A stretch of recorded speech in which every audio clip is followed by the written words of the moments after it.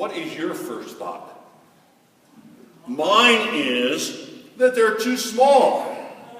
There's only 6 jars that are recorded in the scriptures that are filled with wine. But those 6 jars could hold 180 gallons of wine. Enough wine to offer 180 guests their own gallon. That is quite a party.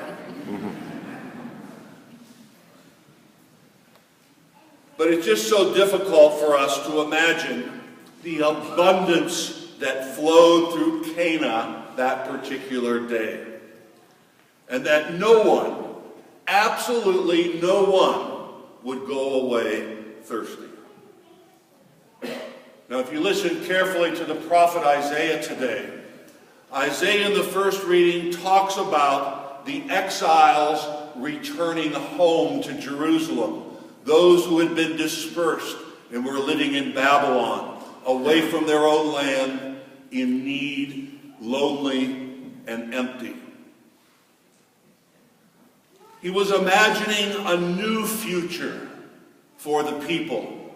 In fact, it would be an age of great abundance. And Isaiah talks about an abundance of wheat, an abundance of grapes, an abundance of overflowing wine. Isaiah says to the people, hold on to your hats, the best is yet to come. The miracle of Cana is a sign. It's a concrete reminder to the people in Jesus' day and to us today as we hear that story of God's unconditional love for each and every one of us. It's a sign of the covenant that God has made with us. Now remember what I just said. The covenant that God has made with us. It comes from God. It's God's initiative.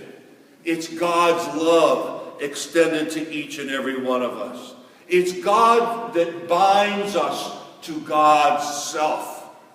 Not by guilt, not by threats, just by love. The overflowing jars of wine tell us something about God.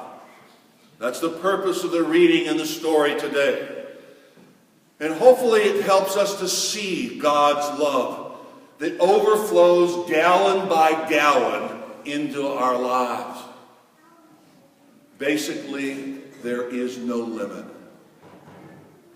And all through the Gospels, we hear the story of God's love.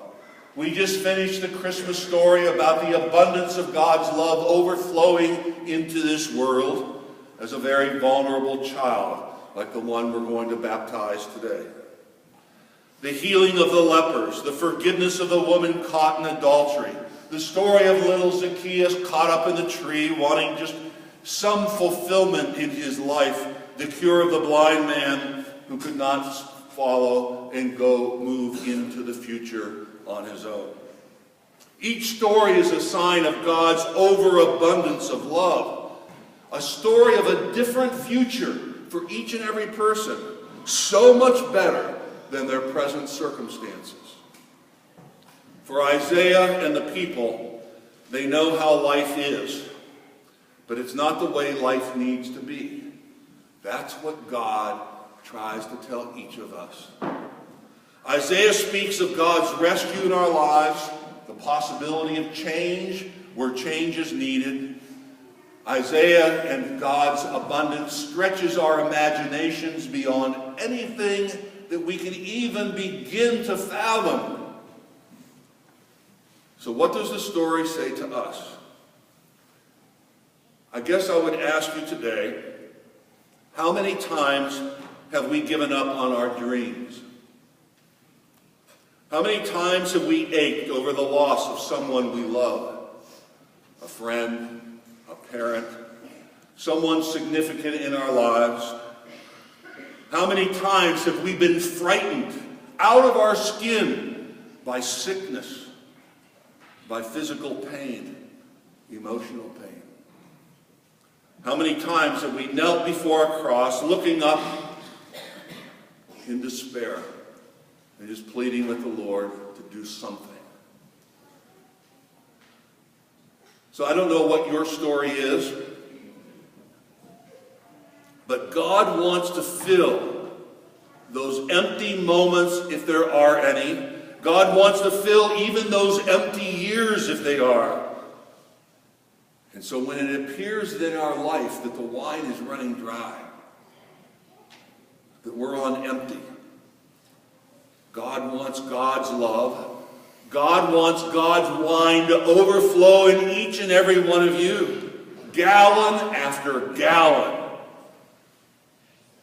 And he wants you to leave here today knowing that the best is yet to come. God bless you.